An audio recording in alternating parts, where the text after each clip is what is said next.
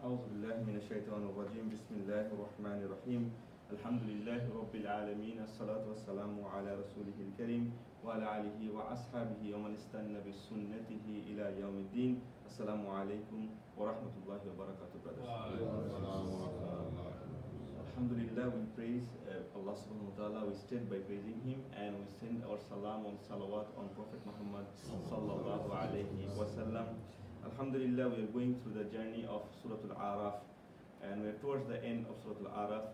Inshallah, in another 2 weeks or maximum 3 weeks, inshallah ta'ala, we'll be able to finish the journey of Surah Al-Aaraf. So today we'll start when we stopped. We are doing the stories, a lot of stories in this surah. We started by the story of the creation, that Allah subhanahu wa ta'ala, when created Adam, and he asked Iblis to prostrate out of honor, but he denied. So we start with that story. Then slowly we went to all the stories of the great prophet, Prophet Hud, Prophet Saleh, Prophet Shoaib, Prophet Lut. And then we started the long story of Prophet Musa and the story of Bani Israel. And you must remember that when we did Surah Al-Baqarah, as you all know, that at the very beginning, the part of the Surah Al-Baqarah, the first part of Surah Al-Baqarah, all talks about Bani Israel again. And we'll come to the same incident here also. And we already saw that, how they were, a bit oppressed by Fir'aun. How they were saved by Allah subhanahu wa ta'ala when they followed Prophet Musa alayhi salam and passed the Red Sea. All these incidents were in Surah Al-Baqarah. But remember, this surah is a Makki surah, late Makki surah. So when Prophet Muhammad sallallahu alaihi wasallam, he made his hijrah and went to Medina, and then started the Surah Al-Baqarah, started to reveal there, and he had again all the summary of all the stories. These stories are so important to understand and get lessons from that. Allah subhanahu wa ta'ala mentioned them even in Meccan time, as we can see here in this surah, and then Allah summarized them also in the greatest surah of the Quran, in Surah Al-Baqarah. So today also we'll see at least 2 stories, and these are the last 2 stories basically of Bani Israel in this surah, and then we'll inshallah ta'ala will go to the next phase of the surah. So let's begin inshallah ta'ala. The special blessing to Bani Israel. All these things, you will see these words and these ayahs are we found more or less similar in Surah Al-Baqarah, where Allah subhanahu wa ta'ala said that some of the people in the community of Musa, they were guided people. So it's not like all the Bani Israel was arrogant and all of them didn't follow the Prophet Musa. It's not like that. They were people who were guided and who tried to establish the justice. And this is because Allah subhanahu wa ta'ala give them different blessings, okay? And also Allah divided them into 12 tribes, as we all know, the 12 tribes of Musa alayhi salam, and we inspired the Musa when his people implored him for water. So they asked for water from Musa alayhi salam, and Allah told Musa alayhi salam, staff, stick the, use the staff and stuck on the stone, and the stone apart, and 12 spring gush forward. And I think our brother Mustafa, when he went in the tour of Jerusalem, Palestine, he saw the place. Maybe it's not 100% authentic, but there is a place. They show that this is the stone. This is where the water is coming from. There, actually, the 12 waters, the 12 spring came from the staff of Musa alayhi salam. And also Allah said, I shaded them with clouds, so they were wandering in the desert. So there is no shade on them. So Allah sent special clouds on top of their head, just to give them a constant shadow on top of them, and also the manna and salwa. As you all know that that there's a kind of food, and it's like a small bird. This bird, some of the mufassirun say they are like so delicious there, and also they're very easy to catch. So they don't fly basically. They come from the sky and they sit around you, so you can easily catch them and cook them and eat them. And then Allah told them, eat from the good things with which we have provided you. So Allah tell them, look, these are the things I given to you, enjoy these things, okay? And they wronged us not. Allah saying, even after this day, disobeyed Allah subhanahu wa ta'ala, and by disobeying that, they didn't wrong Allah subhanahu wa ta'ala. Nobody can harm Allah subhanahu wa ta'ala, but they did harm to themselves. And then mention, O Muhammad sallallahu alaihi wasallam, when it was said to them, dwell in the city and eat from it wherever you will. So this is the talking about that Allah give them passage to go to the city of the Jerusalem, okay, in Palestine at that time. So even they give the clouds, so they have the water now, they have the food now. Now Allah giving them a whole city to dwell in. Allah giving the whole city, but only instruction Allah said that when you enter to the city, because it's a holy city, bow down, show your humility and say this word when you go in. Say istighfar to Allah subhanahu wa ta'ala. but a lot of them, a majority of them, they denied and they turned the word to a different word, hitta, okay, and they turned this word and they actually showed their back. Instead of bowing down and entering to the city, they showed their back and they entered through the back of the, how disobedient are these people, they made fun of Allah's instruction. And then Allah said, but those who wronged among them changed the words to a statement other than that which that has been said to them. And we said that the word was hitta, it means the forgiveness from Allah subhanahu wa ta'ala, or istighfar, just like we do. That was explained in Surah Al-Baqarah. And we sent upon them a punishment from the sky for the wrong that they were doing. So obviously they clearly disobeying Allah subhanahu wa ta'ala. That's why Allah subhanahu wa ta'ala sent punishment for them from the sky. Now the trial of the Sabbath. This story was not mentioned later on in the Surah Al-Baqarah. That's a reference was given, but here Allah is mentioning this story. This story also very well known to everyone. So a group of them were established a city near the sea, okay, near the water. And whenever there is a city near the water, they have lot of resources, meaning the trades are happening there. You have fishes, you have the good land, you have proper rain, proper winter, proper summer. The beach area, as we say that they're nice area, nice place. They'll be living there.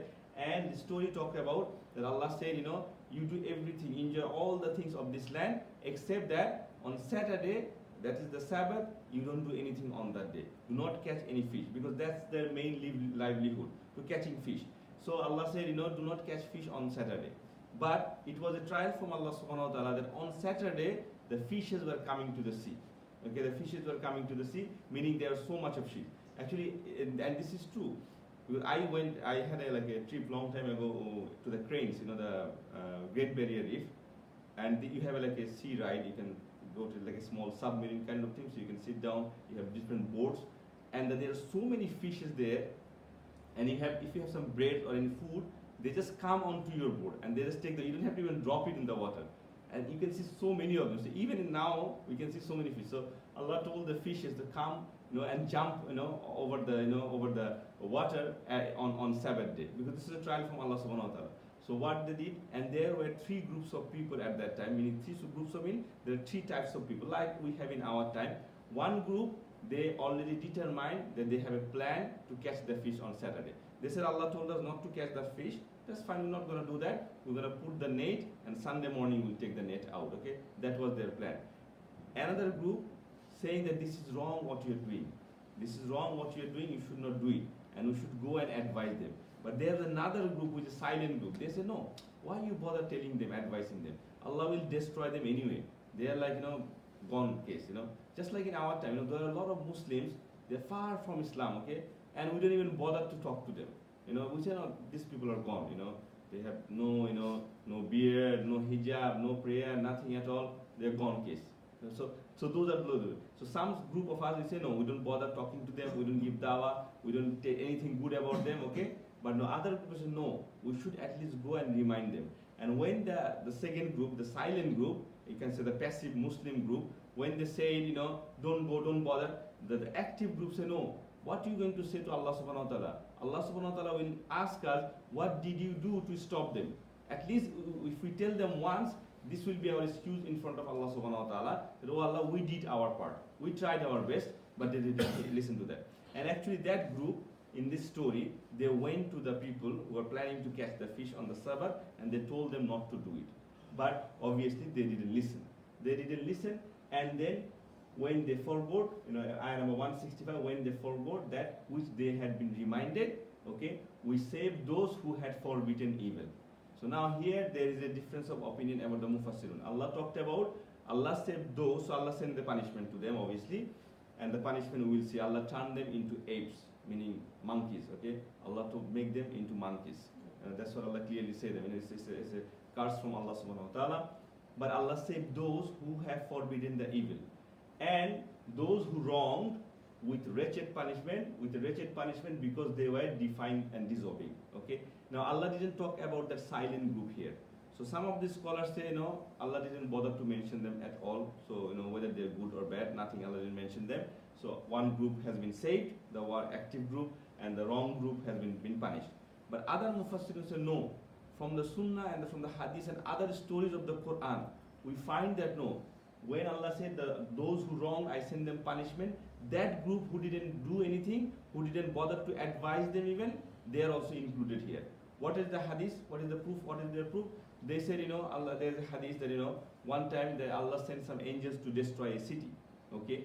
The angel came to so Allah subhanahu wa ta'ala and he said, there is a person, a abid, he's a worshipper of Allah subhanahu wa ta'ala, he never ever disobeyed you in this community.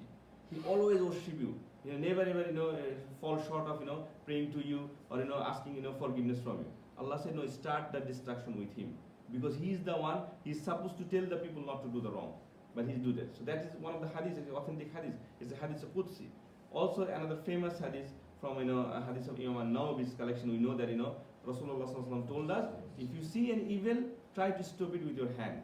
If you can do it, try to say it with your tongue. Even if you can do it with the tongue, at least have the hatred or evil against in your heart against that evil act, and that do that. Even in the Quranic story, the story of Prophet Saleh, Prophet Saleh, where Allah subhanahu wa ta'ala sent his camel, and Allah mentioned, in the same surah we saw, only 9 people planned to cut the camel out, to kill the camel, to harm the camel. Okay, only 9 people, 9 of them.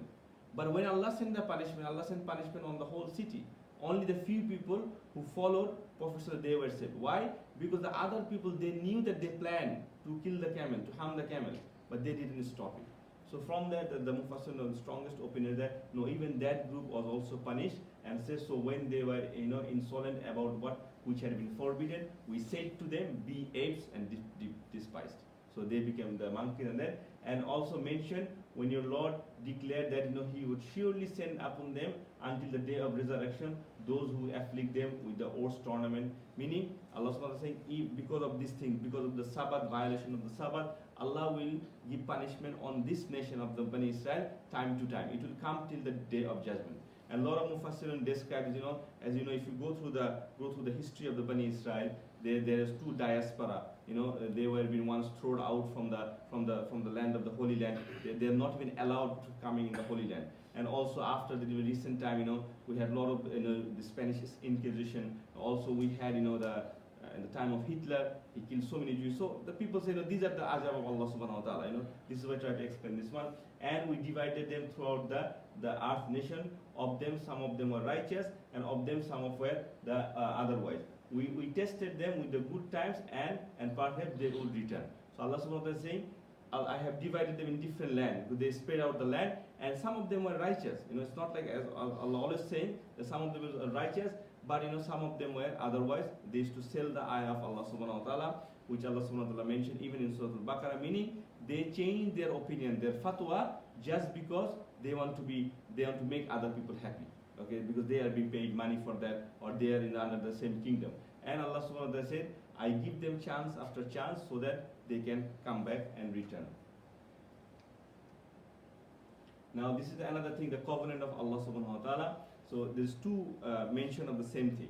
What Allah subhanahu wa ta'ala is saying is that some of the scholars, they changed as I said, they changed the fatwa and the rulings, because they said it is saying it will be forgiven for us. So they had rules. Especially this is actually referencing to the Christian community that come later on. Okay, after the Isa alayhi salam, they changed the book, and they said it's okay, no problem, because as long as you believe in Jesus, we will be forgiven. So this is their common word, that we will be forgiven. This is forgiven for us. Don't worry, you can still continue this one. But Allah didn't forgive. Allah didn't, say that this is halal from now. But they made it this one. But those who had hold fast to the book and established prayer, indeed will not allow the loss of reward for them. So Allah saying no. But even in that case, who are the one who did pray and hold tight to book of Allah subhanahu wa ta'ala, they will be rewarded. And then we raised the mountain above them as it was a dark cloud.